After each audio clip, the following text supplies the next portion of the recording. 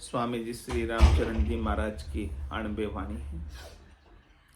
ग्रंथ राम रसायन बोध का द्वितीय प्रकरण चल रहा है। महाराज हमारे भोग तिरस्कार कहिए।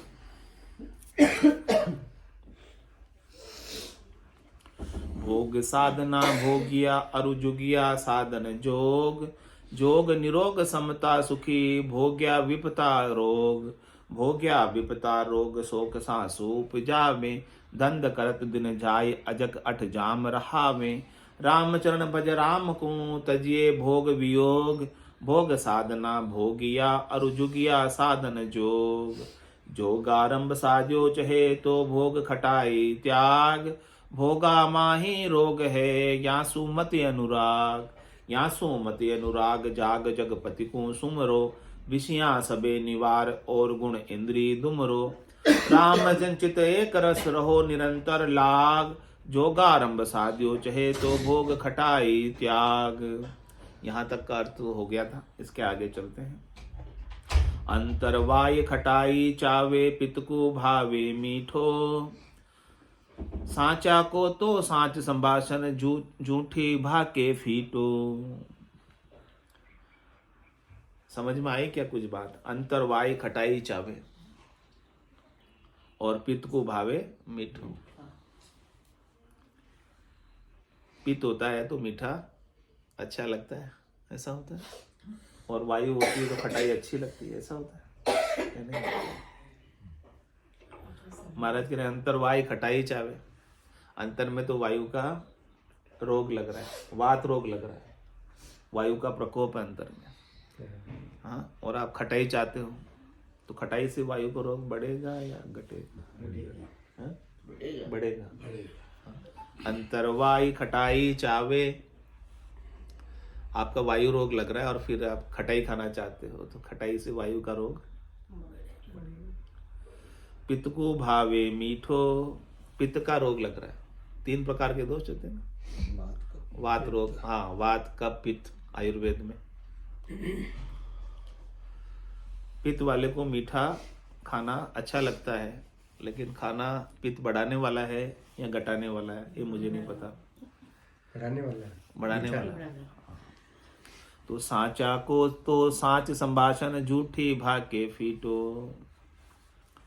कहने कि आप सांचे को तो सांच का भाषण कर सकते हो और जो झूठा है उसे झूठी चीजें अच्छी लगती है। झूठे को झूठी अच्छी लगती है और सच्चे को सच्ची अच्छी लगती है। तो क्या झूठे के साथ झूठ बोले?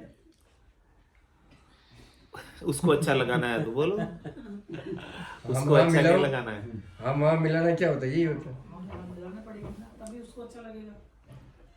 अब महाराज ने इसका अर्थ कर दिया है। अपने को तो समझ नहीं आया, लेकिन महाराज ने कर दिया टीका वचन का। अच्छा, टीका महाराज ने कर दी। चलो अच्छा रहा। आज कुछ कम समझ आ रहा था तो महाराज ने अर्थ कर दिया। आंसर तो आ जाते हैं इसमें सारे। जाका शरीर में वायु तत्व विशेष होए, जाको मन खटाई चावे। इच्छा करता है मन खटाई खाने की। वायु का रोग होता है तो मन में ऐसा भाव होता है, मन में ऐसी इच्छा होती है कि खटाई खाऊं, खट्टा कुछ खाऊं।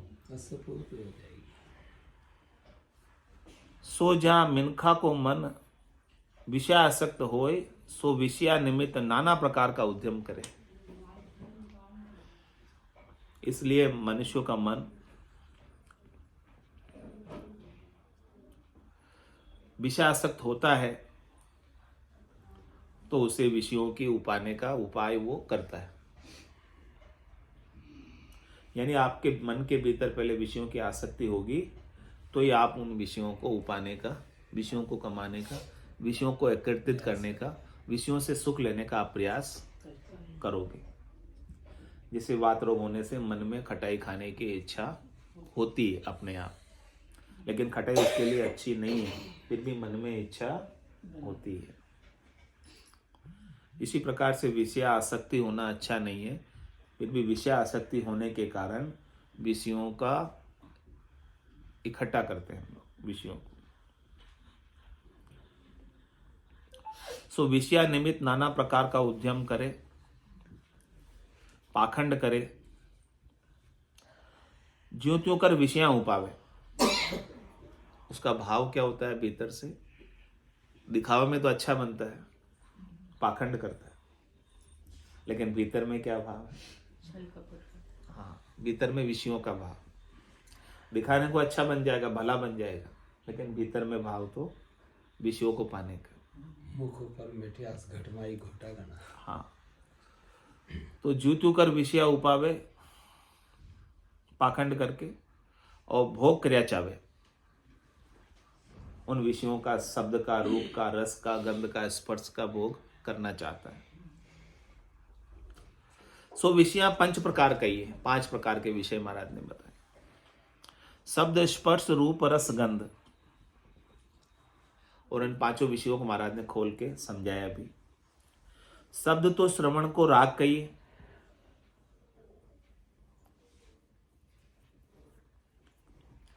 स्पर्श त्वचा को विषय, स्त्री को संग कहिए। शब्द तो श्रवण को राग कहिए। शब्द जो विषय है ना, 5 विषय बताए हैं। शब्द, स्पर्श, रूप, रस और गंध। तो शब्द विषय क्या है कि शब्द तो श्रवण को राग कहिए, सुनने की इच्छा होती है, सुनने का राग होता है। जैसे संगीत हो गया। हाँ, जैसे संगीत। गायन तो ये शब्द का विषय, कानों का रस, तो ये शब्द विषय आपको सता रहा है।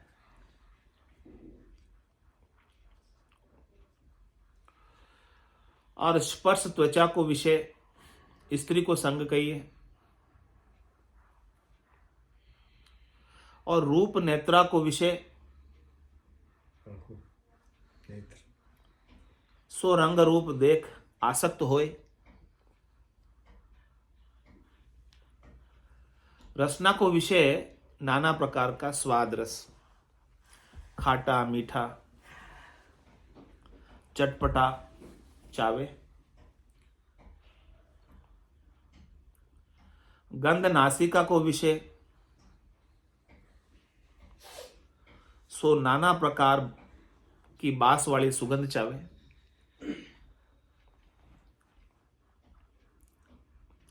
ऐसे 5 विषय आसक्त होए, मोद उपजावे। ये अपने पसंद की चीजें मिल जाती ना, ये तो मन हमारा खुश हो जाता है। हाँ, मोद उपजावे मन में, मन में खुशी होती है, ये सब पसंद की चीजें मिल जाती।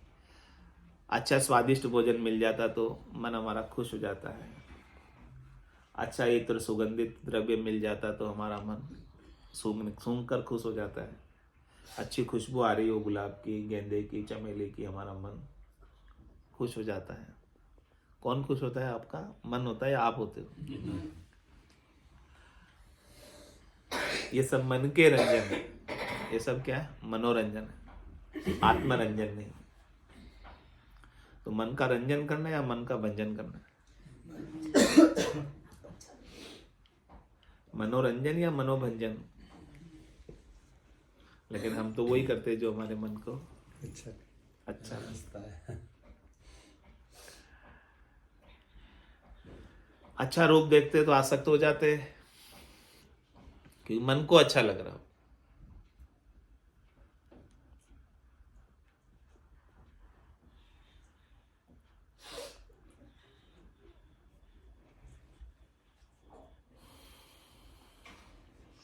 मौज उपजावे और भोग लेवे, खुश होकर फिर मन उसका स्वाद लेता है। सब चीजों का, शब्द का भी स्वाद लेता है, रूप का भी स्वाद लेता है, रस का भी स्वाद लेता है, गंध का भी स्वाद लेता है, स्पर्श का भी स्वाद लेता है। वो भोगता है, सुख भोगता है इन सब चीजों से। जैसे मन बहुत मगरूरी पर आवत, फिर ये सब चीजें उसे मिल जाती है ना, तो मन क्या हो जाता है? मगरूर हो जाता है। देखो मेरे समान सुखी कोई नहीं इस संसार में, सारे सुख भोग मेरे पास हाजिर है। मदोर मत होई चाले, विषयों के भोग के मद में छका हुआ रहता है हमेशा, नशे में, और चलता है ऐसे कि उसके समान कोई इस धरती पर है ही नहीं। जदिया बुरा भला की ठीक रहे नहीं, ऐसे मद में ऐसा हो जाता है कि उसे बुरा भला भी कुछ दिखता नहीं, अपने भोगों के लिए पाप पुण्य भी वो कर लेता, सब कर लेता भोगों के लिए, पाप भी कर लेगा, बुरी चीज है तो भी वो कर लेगा, क्योंकि उसको उसके भोग के मद में अंधा हो रहा है। राम जी ने याद करे नहीं, अपने स्वरूप का बोध नहीं, सत का बोध नहीं, ज्ञान नहीं, समझ नहीं, ऐसो अंध कंध होए, शुभ बाता उपजे नहीं, या गति जी की होए, सो राम जी सु विमुख होए। अब देख लो, सन्मुख विमुख की गति बता दें कि अभी हमें हमारे मन के स्वाद, इंद्रियों के स्वाद के पीछे पीछे यदि हम भाग रहे हैं तो राम जी से सन्मुख है, विमुख है। और विमुख होने का क्या लाभ है, क्या फायदा होता है विमुख होने से? हंसी में घूमते विमुख हो अधोगति ने जावे, ये लाभ है विमुख होने का। अब ये लाभ लेना है तो तैयारी कर लो। सो ये वायु खटाई को गुण विकार स्वरूप कही, विकार है वायु के लिए खटाई खाना, वात रोग को बढ़ाने वाला है, यानी आपकी तकलीफ घटने वाली नहीं है, लेकिन मन में इच्छा होती है। डायबिटीज का पेशेंट है लेकिन उसे मीठा खाने की इच्छा मन को होती है, उसको नहीं होती है, उसके मन को मीठा अच्छा लगता है। तो बताओ उसके लिए, डायबिटीज के पेशेंट के लिए मीठा खाना उसके लिए अच्छा है? नहीं, मन को तो अच्छा लग रहा है लेकिन उसके लिए अच्छा नहीं है। तो अब आपको मन को अच्छा लगे वो करना है या क्या करना है? जो आपके लिए हितकर वो करना है। तो फिर मन के ऊपर क्या है? बुद्धि है, और बुद्धि के ऊपर क्या है? विवेक है। तो सदगुरु आपको विवेक दे रहे हैं और आपकी बुद्धि में विवेक बैठा रहे हैं ताकि इस मन के ऊपर आप नकेल कस सको। अरु जाका शरीर में पित्त मुख्य होए, जाको मीठो भावे। हाँ, वो पित्त वाली बात आ गई, डायबिटीज वाली बात आ गई। उसको मीठा भावे, सो मीठो काई छे, तो मिनखा दे पाई को लाभ, मीठो राम जी को नाम छे। आपको मिठाई खाना है ना? हाँ, जिसको भी शुगर हो गई नहीं, कितना ही नाम ले लो, कोई साइड इफेक्ट नहीं है, कोई साइड इफेक्ट नहीं है। Sugar free. हाँ, शुगर फ्री है राम जी का नाम। मीठा भी है, शुगर फ्री। तो मिनखा दे पाई को लाभ, मिनखा दे पाई को लाभ, हम तो विषयों का भोग समझते हैं, शरीर संसार के सुख समझते हैं, इंद्रियों वस्तुओं के सुख समझते हैं। जिनको ज्यादा मिल गए वो सफल है और जिनको नहीं मिले वो असफल है, ऐसा ही। लेकिन महाराज कह रहे हैं कि मिनखा दे आपने पाई है, इसका लाभ है। मीठो राम जी को नाम छे, राम जी का नाम मीठा है। जामे सब धर्म को मिठास, यानी सब धर्म का लाभ आपको राम जी के नाम में मिल जाता है। महाकल्याणकारी है, नाम कैसा बताया महाराज ने? महाकल्याणकारी, और जन्म मरण को हरता है। जिसने राम जी के नाम को सुमरण करके अपने स्वरूप का बोध कर लिया, उसका जन्मना और मरना सत्य रहा या झूठा हो गया?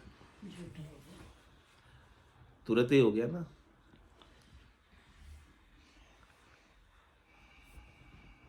तो फिर जन्म मरण हरनी आ गया, जन्म मरण रहा ही नहीं अब तो। जन्मना भी कल्पना है और मरना भी कल्पना है, जन्मना भी भ्रम है और मरना भी भ्रम है। लेकिन भ्रम कब सिद्ध होगा? जब तक आप स्वरूप को नहीं पाओगे तब तक ये भ्रम सिद्ध नहीं होगा, सत्य लगेगा। जिस दिन आप स्वरूप को पालोगे राम जी के नाम के सुमरण से, उस दिन जन्मना और मरना दोनों आपके लिए एक भ्रम हो जाएगा। त्रिलोकी को करता है, अविनाशी अखंड अद्वैत स्वरूप। राम जी का नाम कैसा है? पूरी त्रिलोकी का आधार है, सत्य है। पूरी त्रिलोकी उनसे है, वो त्रिलोकी से नहीं है, त्रिलोकी उनसे है। यानी ये शरीर, मन, चित्त, बुद्धि, अहम, कारण शरीर सब आपसे है, आप उनसे नहीं हो। ये जो आपके खंड पिंड ब्रह्मांड है आपके शरीर में, ये त्रिलोकी भी आपसे है, उनसे आप नहीं हो। ये श्वासें भी जो आ रही जा रही ना, वो आपके कारण से आ रही जा रही है, आपसे। आप श्वासों के कारण नहीं, आप तो श्वासों के बिना भी हो।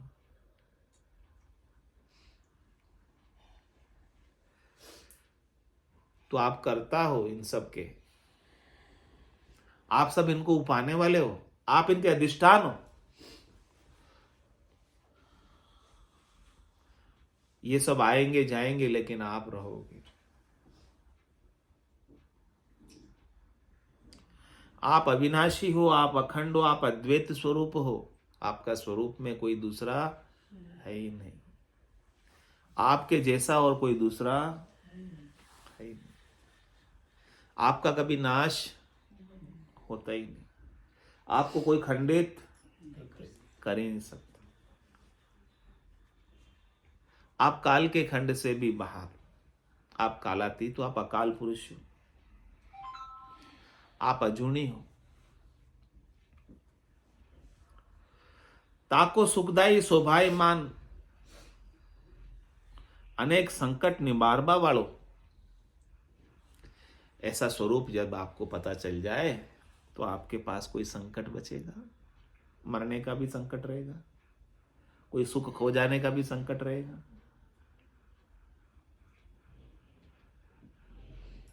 आप हमेशा सुखी हो जाओ, सद्य सुख मिल जाएगा, हमेशा का लील विलास आनंद हो जाएगा। और जो सदा सुखी है इस प्रकार से, उसकी शोभा सब जगह होती है, पूरी त्रिलोकी में होती है। जिसको किसी से कुछ चाहिए ही नहीं, उसकी सब शोभा करते। अनेक विषादिक जहर कड़ा दुख मिटावाने महामिष्टान रूप अमृत स्वरूप है। श्री राम जी का नाम कैसा है, स्वरूप का बोध कैसा है? सारे विषयों के जहर को, कड़े कड़े भारी भारी दुखों को मिटाने के लिए मिष्ठान के समान है। नाम राम जी का स्वरूप का बोध आपकी सारे कड़वाहट को, सारे प्रकार के तापों को, आदि व्याधि उपाधि राग द्वेष तेरी मेरी, सब प्रकार की कड़वाहट है, सब प्रकार की लड़ाई है, सब प्रकार के झगड़े हैं, इन सब को मिटाने वाला ये अमृत स्वरूप नाम है।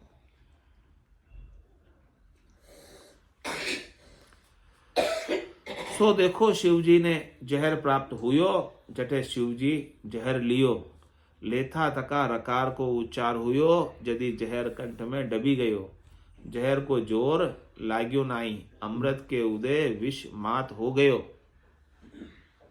अमृत जब मिल जाता है तो विष का भी असर नहीं होता। ऐसे मीठो राम जी को नाम अमृत रूप, तीको ऐसो प्रभाव कहिए, अरु मुख बाच बकेसो साचो सत्य संभाषण करे। झूठ बोले नहीं, झूठ में अनंत प्रकार का दोष जाने। सो देखो जानिया अजानिया, राजा युधिष्ठिर भारत के मई झूठ बोलिया एक बारी, सो नरक कुंडा ऊपरे जाय कड़ायो, तीसु साचा पुरुष झूठ बोले नाही। बोले तो प्रतिवाय लागे, और झूठा आदमी छे जे सदा झूठ बोले, जीसु जाको तोल नहीं, आग नहीं, आदर नहीं, अरु मांगण हार झूठ बोले, जाका कदे टोटा भागे नहीं। सदा दुखी रहे, जन्म झूठ के संग बीते, ताते झूठ को सिद्धांत, महाघोर नरक में जाइए। झूठो फीटो ऐसी छाप पावे, फीटा को अनादर होय, तिसु झूठ बोलिए नहीं, झूठ धर्म नहीं धारिए, अरु साच बोलिए, राम जी को नाम उचारिए, तीसु सरब काज सिद्ध होय।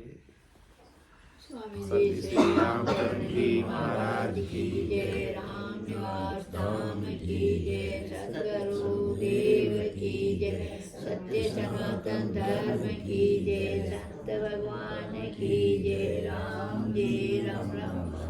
राम राम सर।